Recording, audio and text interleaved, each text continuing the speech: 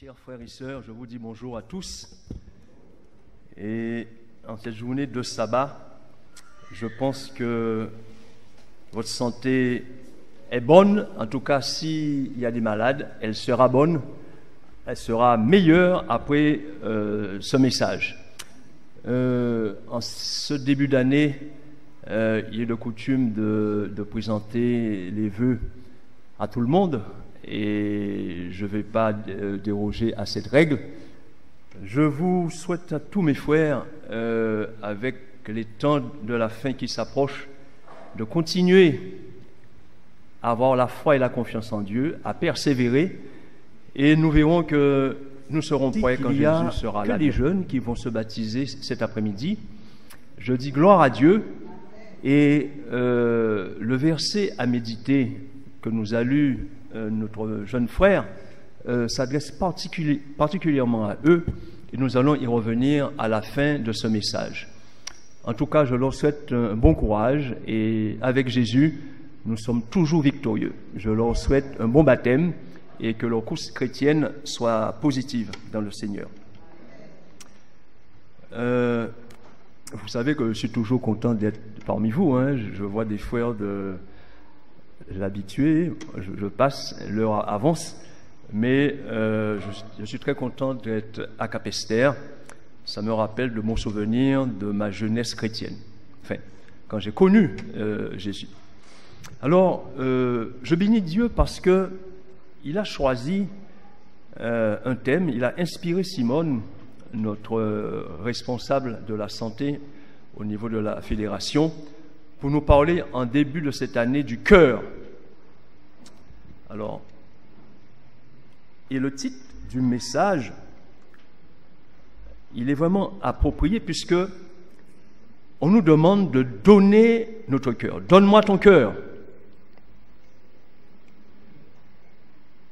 Alors, j'espère que la technique va marcher.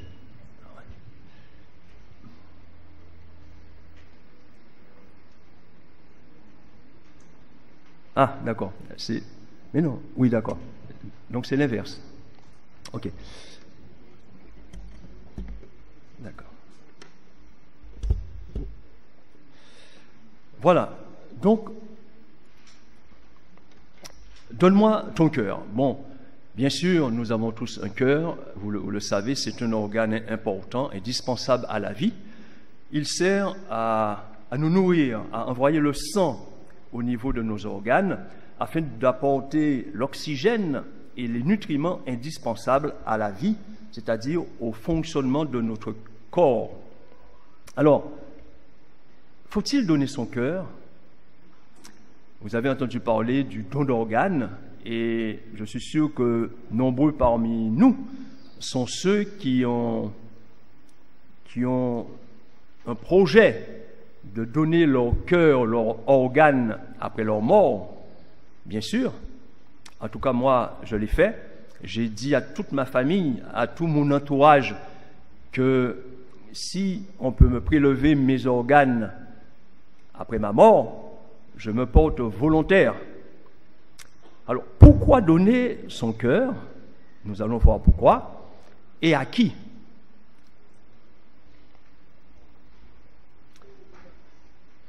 Ok, ça marche. Alors, le cœur, qu'est-ce que c'est? Le cœur, c'est un muscle. C'est un muscle creux, c'est une pompe composée de 4 chambres. Vous voyez, là, c'est un cœur coupé en 2. Il y a en bas les ventricules, ce sont des chambres, des ventricules, et en haut, ce que nous appelons les oreillettes. Et dans ces organes, il y a des valvules qui empêchent le sang de refluer. Donc, le sang va circuler dans un seul sens sans jamais revenir au cœur, le point de départ, normalement. Sauf quand nous sommes malades, quand il y a des maladies du cœur, à ce moment-là, il y a des insuffisances cardiaques dues à l'insuffisance du fonctionnement de ces valves, de ces valvules. Bon, nous savons tous que le cœur, il bat à 72, 70 coups par minute, heureusement pour nous, et que bien sûr, quand il s'arrête, c'est que nous ne sommes plus dans ce monde. Alors, il faut synchroniser tout ça, je ne suis pas encore habitué. Donc, nous savons que le cœur doit fonctionner pour que nous soyons en bonne santé. D'accord? Alors là, c'est le sens où normalement ça doit se faire. Les artères partent du cœur pour apporter le sang oxygéné qui passe dans les poumons et qui passe aussi dans les intestins en ramassant les nutriments pour nourrir les organes. En retour, le sang de retour, le sang veineux, le sang qui est passé dans les organes, donc qui a capté les toxines de travail, les déchets, comme on dit, ça va passer à nouveau au niveau du foie pour désintoxiquer le sang, ça va passer au niveau des poumons pour oxygéner le sang, et c'est ainsi que le système va fonctionner, ainsi de suite, de manière merveilleuse, puisque nous avons un Dieu qui nous a fait de manière parfaite.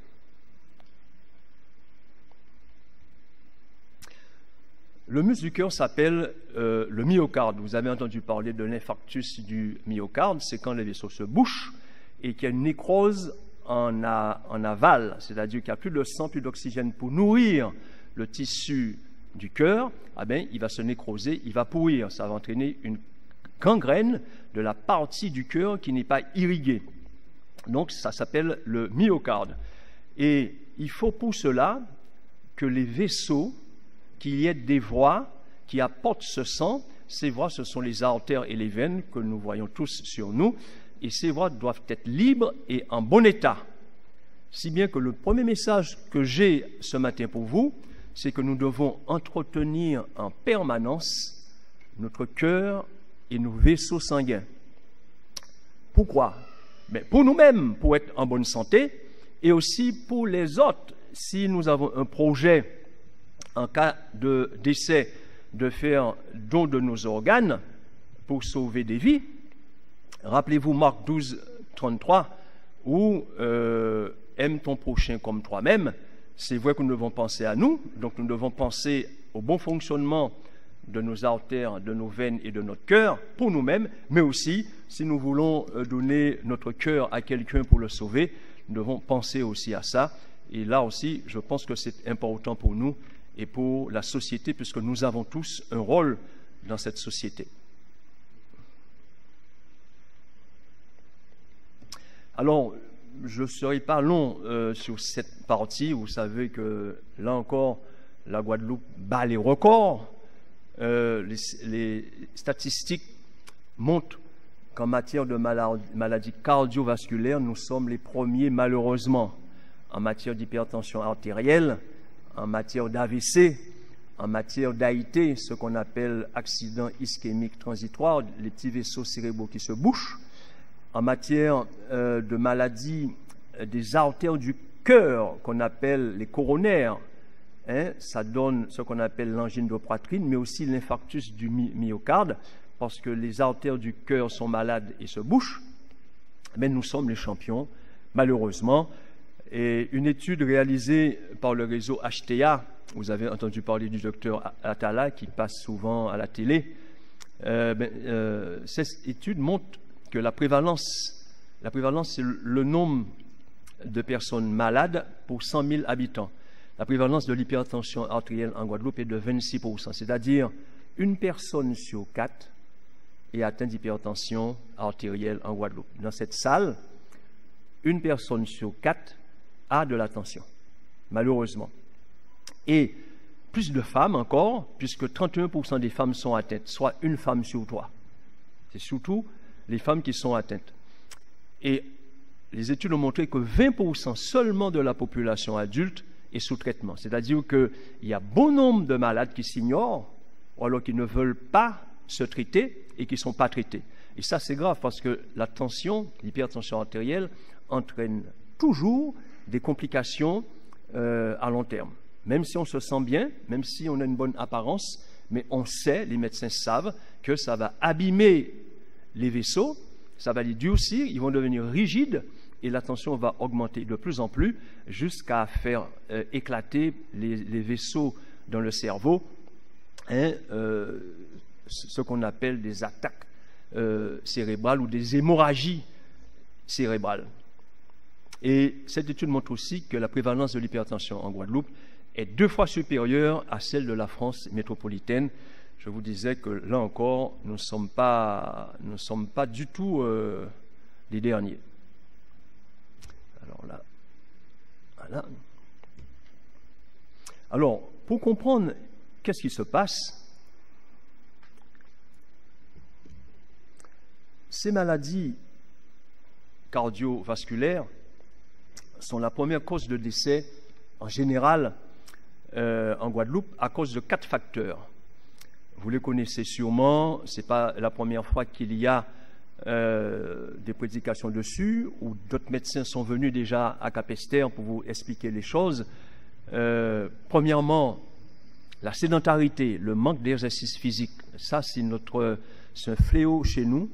Avant, nos parents, grands-parents étaient très actifs, mais plus on va, moins nous sommes actifs, malheureusement.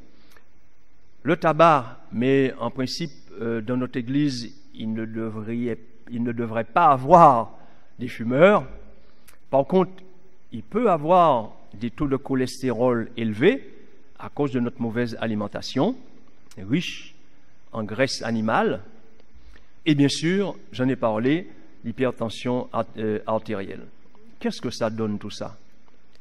Mais ça donne une maladie qu'on appelle l'athérome ou l'athérosclérose. Alors, je ne sais pas si c'est bien visible au niveau de l'écran, mais toute la partie jaune que vous voyez au niveau de l'artère, là, c'est une coupe transversale d'une artère, et tout ce qui est jaune, ah bien, c'est un dépôt de graisse.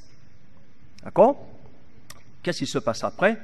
C'est que, au fur et à mesure que le dépôt de graisse va envahir la paroi de l'artère, la lumière de l'artère va se rétrécir. D'accord? Cette plaque d'athérome, ce qu'on appelle encore l'athérosclérose, parce que la paroi de l'artère va devenir rigide, elle sera scléreuse. D'accord? Mais ça va diminuer la lumière de l'artère. Ça va commencer par des crises d'angine de poitrine, des petites douleurs au niveau du cœur. Et si ce n'est pas traité, si on ne fait pas attention, ah ben, ça va se boucher complètement et c'est où on aura l'infarctus du myocarde, parce que je vous ai dit qu'après, ce sera la nécrose. Heureusement, Dieu, il a tout prévu. Dieu, c'est notre Créateur, donc il sait comment notre corps fonctionne. Et il a prévu pour nous les lois de la santé. Les lois de la santé que tout adventiste doit connaître par cœur, puisque non seulement pour nous, mais nous le diffusons aussi aux autres. Dans Expo Santé, par exemple, dans nos plans de 5 jours, mais nous faisons passer ce message de santé parce que tout ce que nous faisons dans Expo Santé et le plan de 5 jours, c'est à partir des lois de santé que Dieu nous a données, que sa servante Ellen White nous a écrit noir sur blanc. Et ces lois de santé, vous les connaissez tous, sont basées sur 8 remèdes naturels. Je vous les rappelle rapidement: l'eau, l'air, l'alimentation, exercice physique, repos, tempérance, soleil, confiance en Dieu. Ces lois de santé permettent de prévenir la maladie. Nous tous qui respectons ces lois de santé devraient être en meilleure santé que les autres. Dieu nous l'a promis, d'accord? Bon, un petit bémol, il y a quand même une prédisposition familiale, l'hérédité qui joue. Donc, ceux qui sont malades, même quand ils respectent ces lois de santé, mais il faut qu'ils comprennent que c'est à cause de leur hérédité. Ça, on n'y peut rien. Si vous êtes dans une famille d'hypertendus, vous avez beaucoup plus de chances que d'autres d'avoir une hypertension artérielle. D'accord? Raison de plus pour respecter ces lois de santé. Pour justement avoir, si on doit l'avoir le plus tard possible, cette affection, et bien sûr, avec un minimum de taux. Au lieu de monter à 18, pour qu'on puisse monter à 16, c'est mieux que 18. Et ceux qui sont malades, il faut qu'ils sachent aussi qu'en respectant ces lois de santé, premièrement, la maladie va diminuer. Deuxièmement, les médicaments seront plus efficaces. Et troisièmement, les complications seront plus tardives et plus rares. Donc, il y a toujours bénéfice à respecter ces lois de santé. Ça, c'est le deuxième message que je voulais faire passer ce matin. Pour ceux qui sont malades, c'est qu'il y a toujours espoir en suivant ces principes de santé que Dieu nous a donnés, de nous porter quand même en meilleure santé. Alors, une étude pour vous prouver que ce que Dieu dit est vrai. Voici les principaux facteurs de maladie. D'accord? Alors, vous voyez en premier la mauvaise forme, c'est-à-dire la sédentarité, le manque d'exercice physique. Deuxièmement, ceux qui fument. Troisièmement, l'hypertension artérielle. Quatrièmement, le cholestérol élevé. Cinquièmement, le surpoids. Et en dernier, la glycémie élevée, c'est-à-dire le diabète. Qu'est-ce que nous constatons, mes frères? Le facteur de risque de maladie, le facteur qui risque de nous tuer le plus vite et le plus jeune possible, c'est la sédentarité, le manque d'activité physique, puisque nous voyons que la mauvaise forme, c'est elle qui entraîne un taux de mortalité le plus élevé, beaucoup plus que ceux qui fument, beaucoup plus que ceux qui ont l'hypertension artérielle, beaucoup plus que ceux qui ont du cholestérol, beaucoup plus que ceux qui sont en surpoids ou qui sont obèses, beaucoup plus que ceux qui ont du diabète. Et l'étude, bon, je ne vais pas tout montrer aujourd'hui parce qu'on n'aura pas le temps, mais cette étude montre après que même quand on est malade, qu'on est hypertendu, qu'on fume, qu'on a du cholestérol, qu'on a du surpoids, qu'on a du diabète, en faisant une activité physique régulière, eh bien, toutes ces pathologies diminuent. D'où l'intérêt, quel que soit notre âge, quelle que soit notre maladie, de faire un minimum d'activité physique. Bien sûr, avec les conseils de votre médecin traitant, hein, mais en principe, c'est rarement contre-indiqué. Même chez les cardiaques, même ceux qui ont des pathologies cardiaques, ils ont une rééducation physique pour qu'ils aient un minimum d'activité physique. Nous savons tous que l'activité physique a des bienfaits sur le corps physique et mental. Mais là, nous allons voir qu'elle a aussi des bienfaits sur notre vie spirituelle. Premièrement, l'activité physique prédispose l'esprit à l'étude de la Bible et à la prière. Pourquoi? Parce que, vous savez, mes frères, le cerveau est très irrigué, c'est un organe très irrigué. Le cerveau a besoin essentiellement de glucose et d'oxygène pour bien fonctionner. Parce que nous faisons une activité physique régulière et que notre cœur et nos artères, nos veines sont en bon état, bien, nous allons apporter à notre cerveau tous les nutriments, tout l'oxygène nécessaire à l'étude de la Bible. Notre esprit sera beaucoup plus clair pour la prière. Pour ceux qui vont jeûner, parce que parfois il faut jeûner, pour ceux qui vont méditer, ça aussi c'est important, de manière que tout soit bien fonctionnel. L'activité physique prédispose l'esprit à la communion avec l'Esprit Saint, je vais le détailler après, et conduit à des exercices de méditation spirituelle profonde. Nous allons voir pourquoi, mes frères, je l'ai détaillé après. Et l'esprit de prophétie, Ellen White nous dit, dans le livre Éducation à la page 197, puisque l'esprit et l'âme s'expriment par le corps, l'activité mentale et spirituelle dépend dans une grande mesure de la force physique. Et c'est vrai, mes frères. Personnellement, je l'ai expérimenté et les jours ou les semaines où je ne peux pas faire une activité physique, je me sens moins en forme sur le plan physique, mais aussi sur le plan spirituel et sur le plan mental. Hein, vous savez que c'est... Excusez-moi. Vous savez que l'exercice physique permet aussi de se détendre parce que nous sécrétons l'endorphine, c'est une hormone du bien-être qui nous permet de nous détendre. Alors, les cardiologues sont ceux qui interviennent en matière de pathologie cardiovasculaire et ils arrivent à sauver des vies humaines. Il y a une sœur que j'ai vue hier au cabinet, une sœur de Saint-Robert, qui a eu une syncope parce que son cœur ne battait très lentement. Le cœur ne battait pas assez vite. Les pompiers sont venus, le SAMU est venu, ils ont eu le temps de l'emmener au CHBT, à l'hôpital de Basse-Terre, et on lui a mis un pacemaker, une pile, pour rythmer les battements de son cœur. Et elle m'a dit, mais Max, mais je suis ressuscité. Pour moi, c'était fini. Mes enfants pleuraient. Donc, les cardiologues arrivent quand même à sauver des vies et à prolonger la vie, bien sûr.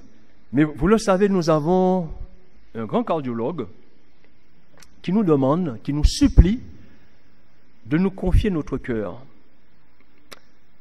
C'est notre médecin par excellence, le Père créateur de l'homme, qui connaît le fonctionnement de notre cœur physique, par cœur, si je puis dire, et qui est prêt à réparer toute défaillance pour sauver notre vie sans croire c'est la mort, vous le savez, et la prolonger éternellement. Et ce matin, il est bon de parler du cœur physique parce que nous devons le maintenir en bon état pour nous-mêmes et pour les autres. On a parlé d'organes.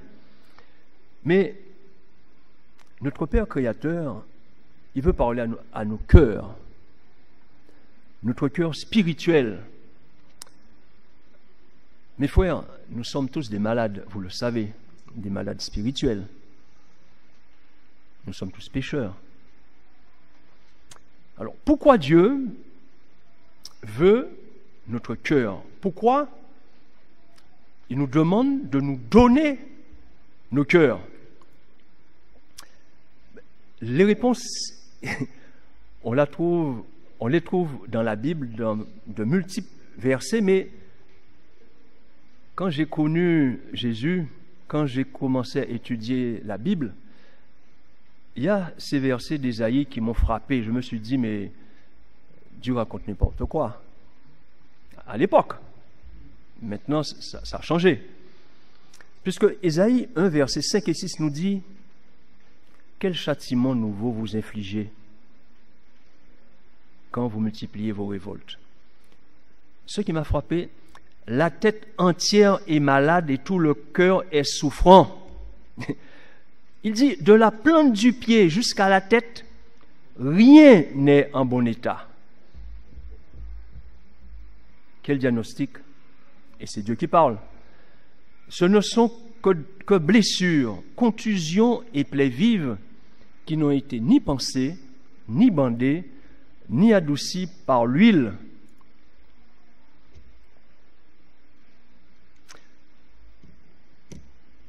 Et Dieu poursuit dans Matthieu 15, verset 19. Il nous dit, car c'est du cœur que viennent les mauvaises pensées, les meurtres, les adultères, l'impudicité, les vols, les faux témoignages, les calomnies, etc. Mes frères, je vous assure que quand j'étais jeune dans la foi, je ne comprenais pas ces versets. Aujourd'hui, je peux vous dire que ça a changé. Bon, je ne comprends pas tout encore, c'est sûr, mais je vais vous faire partager certaines choses ce matin parce que l'heure est grave.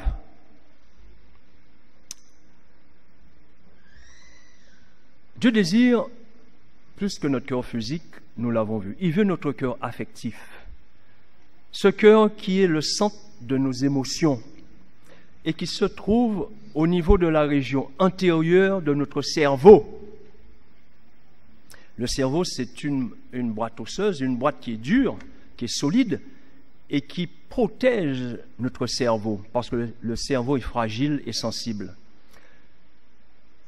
Ce cœur affectif est capable d'aimer, effectivement, et avoir des sentiments profonds. C'est lui qui nous permet d'avoir des sentiments spirituels.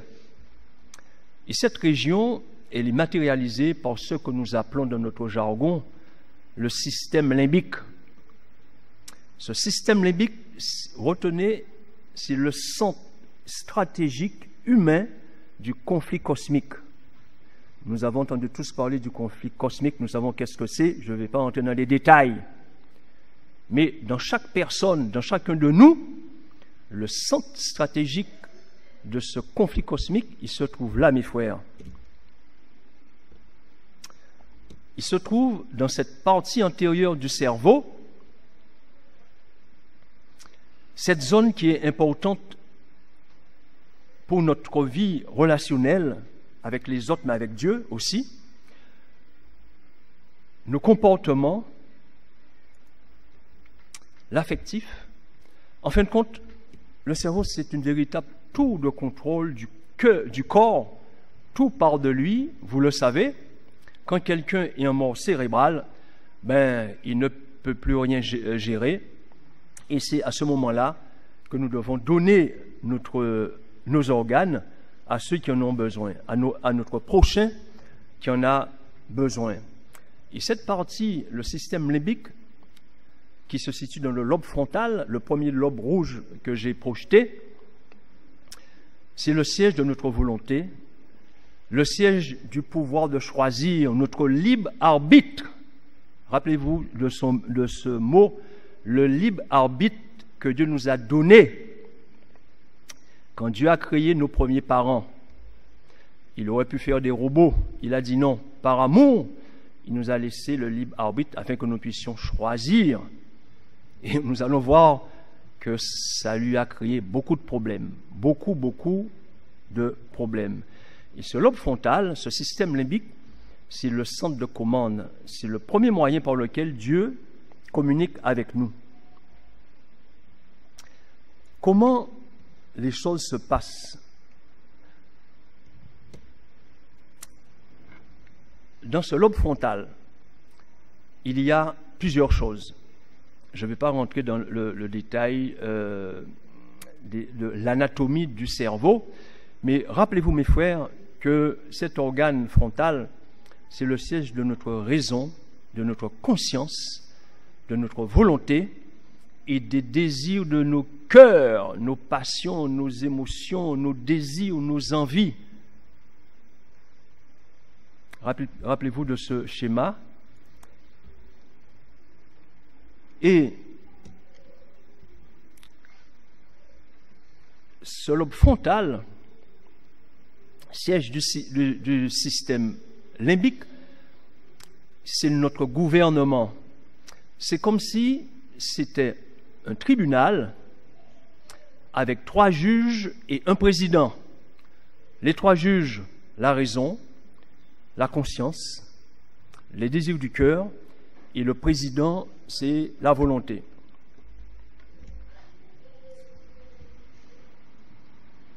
Alors, attendez, je vais un peu trop vite. Excusez-moi, je n'arrive pas à coordonner encore. Alors, le problème, mes frères, c'est que Satan,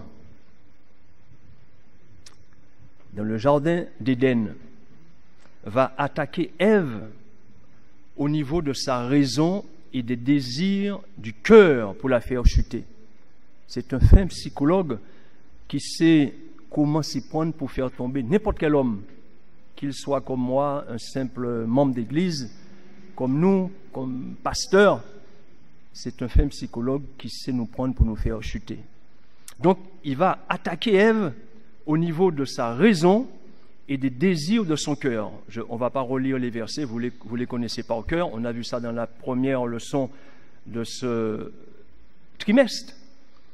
Et rappelez-vous, une fois le doute installé dans la tête d'Ève, il y a eu une rupture avec le Créateur et surtout une rupture au niveau de la volonté d'Ève. C'est-à-dire que avant, sa volonté était toujours soumise à Dieu, mais là, elle va faire usage de son libre arbitre Et à ce moment-là, il y a rupture avec Dieu parce que cette volonté ne sera plus soumise à Dieu. Et le reste, vous connaissez.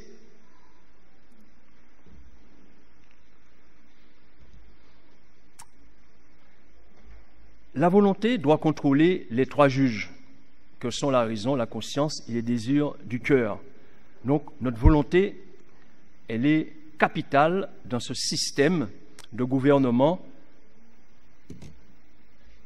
Et ce qui est important aussi à comprendre, c'est que l'action de la raison, des désirs du cœur et de la conscience peuvent être positives, aller dans un sens positif, si la volonté, notre libre arbitre, accepte d'être soumis, notre libre arbitre, d'être soumis et contrôlé par le Créateur de l'univers. Malheureusement, nous allons voir, et ça vous le connaissez, mais c'est juste un petit rappel, parce qu'en Éden, notre libre arbitre a été mis à rude épreuve, malheureusement pour nous, et malheureusement aussi pour Dieu, parce que lui aussi, il en souffre encore. Rappelez-vous, mes frères, au départ, Adam et Ève étaient en communion permanente avec Dieu. Ils étaient dans un état fusionnel avec Jésus, car leur cœur et leur conscience lui appartenaient. Adam était devenu le prince de ce monde, le roi de la terre, car Dieu les avait établis souverains dans Genèse 1, verset 28. Dieu a donné la terre à Adam et Ève pour la gouverner, pour la sujettir. En hébreu, c'est le mot rada, qui veut dire régner en souverain. Donc, Dieu était bien sûr le propriétaire, mais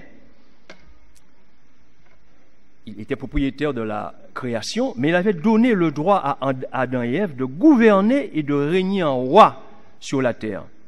Tout était en parfaite harmonie sur la base du principe du gouvernement divin, qui est l'amour agapé. Donc, Dieu a donné la terre à Adam et Ève, et tout était en harmonie parce que son gouvernement divin était au niveau du système limbique d'Adam et Ève. Qu'est-ce qui s'est passé? Non, avant ça. Alors, voilà. Alors, avant le péché, l'homme vivait en harmonie avec les désirs de Dieu et de sa volonté. Le gouvernement de Dieu est basé toujours, d'accord, sur l'amour, l'altruisme, la responsabilité. Donc, on donne, et comme tout le monde donne, tout le monde est heureux puisque tout le monde reçoit de l'amour, tout le monde est responsable, il n'y a aucun problème. Il faut que je jongle avec ça, d'accord? Alors, ce qui est important à retenir, mes frères, c'est que avant le péché, tout était dirigé par l'Esprit de Dieu. La volonté était dirigée par l'Esprit de Dieu. Et le corps physique, l'âme et le cœur étaient donc sous la direction de l'Esprit, de la conscience, de la connaissance spirituelle de Dieu. Dieu avait parlé à Adam et Ève. Ils étaient d'accord. Ils adoraient Dieu. Et bien sûr, comme l'âme et le cœur sont dirigés par l'Esprit, la volonté était en harmonie avec Dieu.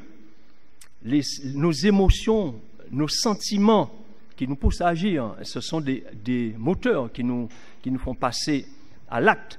Eux aussi étaient en harmonie avec l'Esprit de Dieu. Et effectivement, notre caractère, notre personnalité, on a été créé à l'image de Dieu, donc on avait le même caractère de Dieu, etc., etc. Et c'est ainsi que les choses se passaient. Malheureusement, après le péché, nous allons voir qu'est-ce qui s'est passé. Ah, je suis en retard là. Qu'est-ce que je fais là? Voilà. Alors, qu'est-ce qui s'est passé après le péché? Mes frères, vous le savez, après le péché, on assiste à une véritable révolution qui entraîne un bouleversement, un dérèglement, un dysfonctionnement de tout ce qui concerne Adam et Ève, nos premiers parents. Tout est chamboulé. Le système mental, moral, respiratoire, hormonal, cardiaque, tout est chamboulé. Et ceci va se répondre aussi à l'extérieur, puisque nous savons que la terre entière a été touchée à cause de ce péché, que ce soit la nature, l'environnement, les animaux. Que s'est-il passé? Nous le savons, Satan, il a testé Adam et Ève dans le domaine de l'appétit, dans le domaine de la convoitise, dans le domaine de l'orgueil, dans le désir de devenir comme Dieu. Quel aliment Adam et Ève ont mangé en Éden et que nous mangeons encore aujourd'hui, mes frères? Vous allez me répondre l'aliment de l'orgueil, et vous avez raison. L'aliment de l'orgueil. C'est quoi l'orgueil? Vous le savez, mais je vais vous présenter l'orgueil sous certains aspects. Il y a plusieurs aspects. L'orgueil, c'est le manque d'humilité. C'est se justifier toujours, même quand on a raison. Il y a sûrement des gens que vous connaissez qui cherchent toujours à se justifier, même quand ils sont dans leur droit, dans leur raison. Le fait que le problème se trouve toujours chez l'autre. Rappelez-vous, Ève a dit que c'est pas elle, c'est le serpent. Adam dit que c'est pas lui, c'est Ève. On cherche toujours à se justifier, même quand on a raison. On pense toujours que le problème se trouve chez l'autre. Se sentir supérieur ou meilleur que l'autre. Attendez, qu'est-ce que j'ai fait? Alors, j'ai éteint mon truc, excusez-moi. Le fait de se sentir supérieur ou meilleur que l'autre.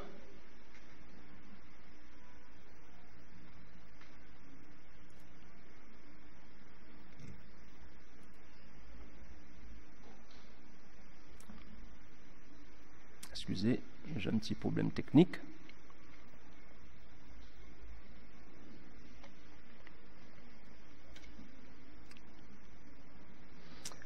Demander rarement pardon dans nos foyers, à l'église, se sentir satisfait de son état social, professionnel, moral, même spirituel, que dénonce Jésus dans Apocalypse 3, quand il nous dit « Je suis riche, je n'ai besoin de rien ».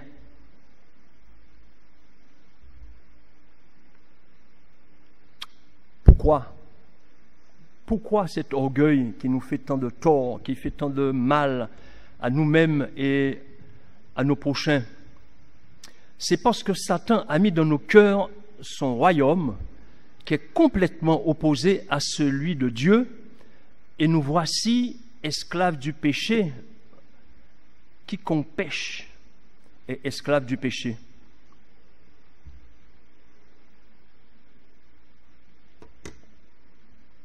Voici ce que Satan a mis dans nos cœurs, mes frères.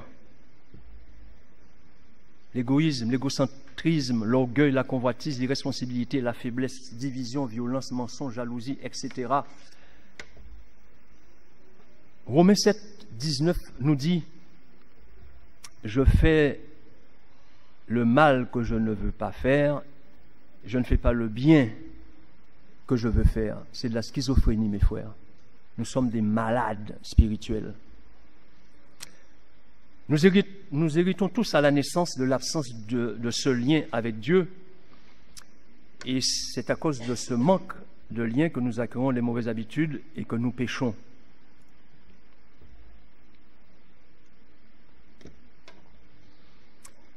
Et les conséquences, vous les avez compris, c'est que ce n'est plus l'esprit qui va nous diriger, mais ce sera notre âme, les désirs de notre cœur, nos désirs, nos passions, nos émotions, la haine, la jalousie, qui vont dominer et sur l'esprit et sur le corps pour nous faire passer à l'acte.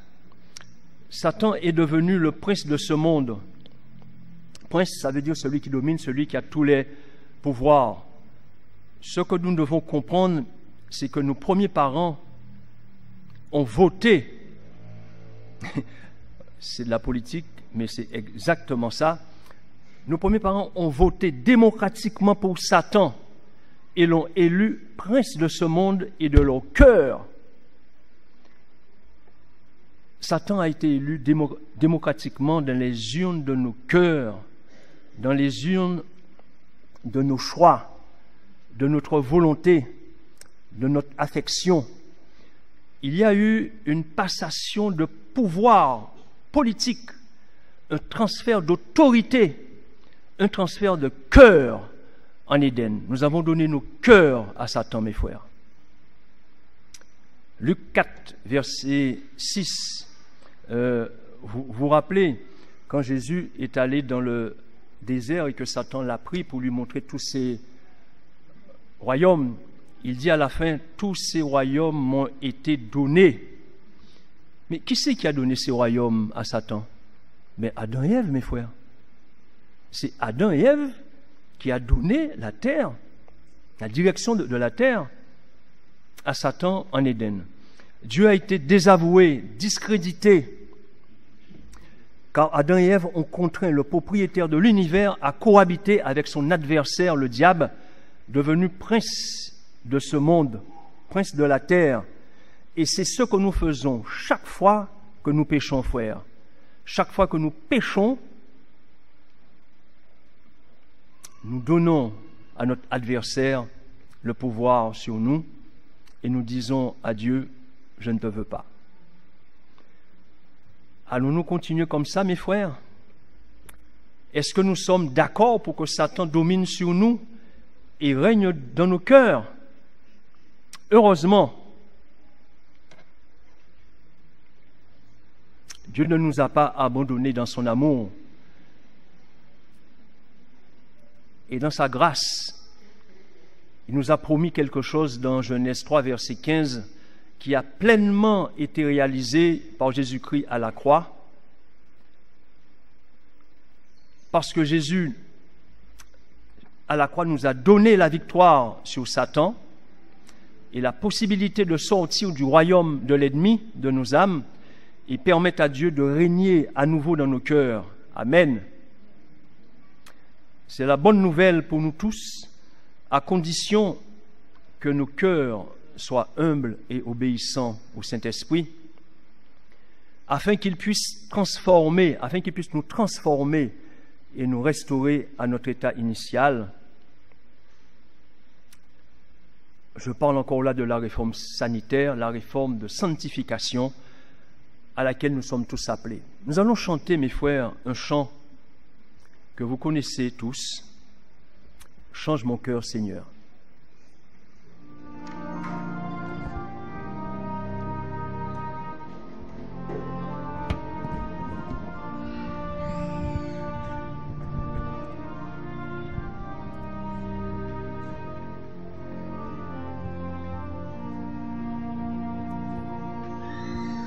Change mon cœur, Seigneur, et purifie-moi. Change mon cœur, Seigneur, que je sois comme toi. Jésus, tu es le potier, je suis l'argile. Brise-moi, façonne-moi, oui, c'est mon désir. Change mon cœur, Seigneur, et purifie-moi.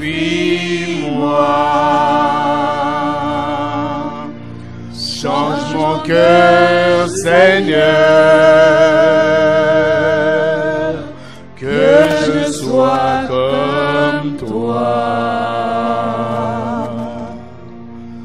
Que je sois comme toi.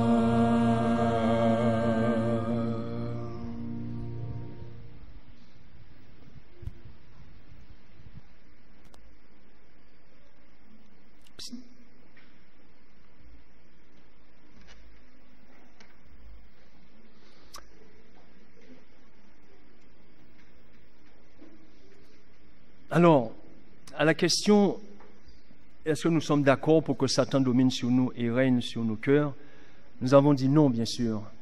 Et là, je pense à nous, anciens baptisés, ça fait déjà des années que nous sommes baptisés pour certains, mais je pense aussi à nos jeunes qui vont se faire baptiser cet après-midi. Et ces versets sont particulièrement adéquats pour eux. Comment refaire partie du royaume de Dieu?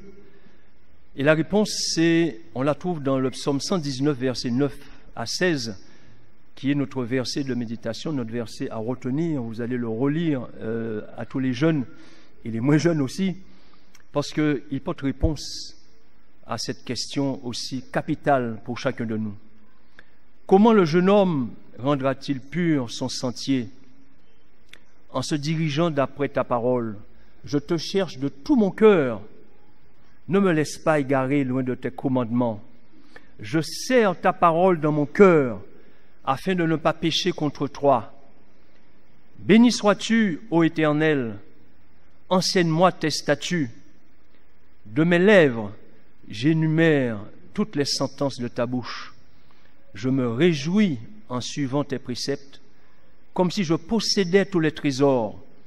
Je médite tes ordonnances, j'ai tes sentiers sous les yeux, je fais mes délices de tes statuts, je n'oublie point ta parole, ce qu'a oublié nos premiers parents.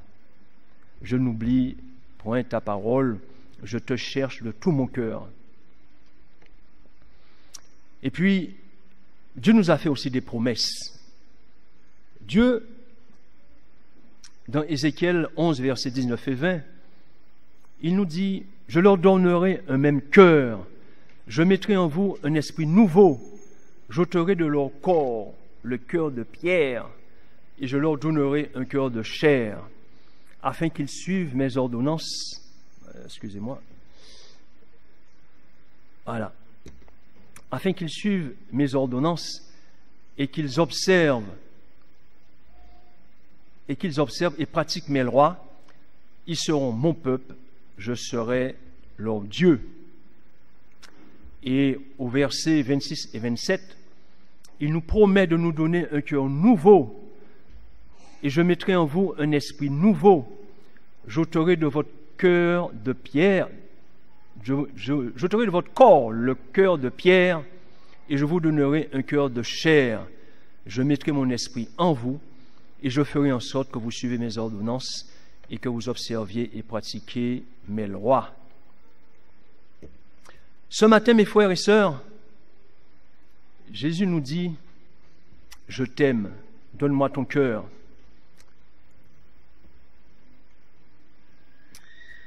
Dans Proverbe 23, verset 26, il nous dit, « Mon fils, donne-moi ton cœur, et que tes yeux se plaisent dans mes voies. » Alors ce matin, mes frères, Jésus attend. Il frappe à la porte de nos cœurs et il attend. Allons-nous entendre sa voix? Allons-nous lui ouvrir les portes de nos cœurs? Je vous laisse la réflexion et la réponse. Amen.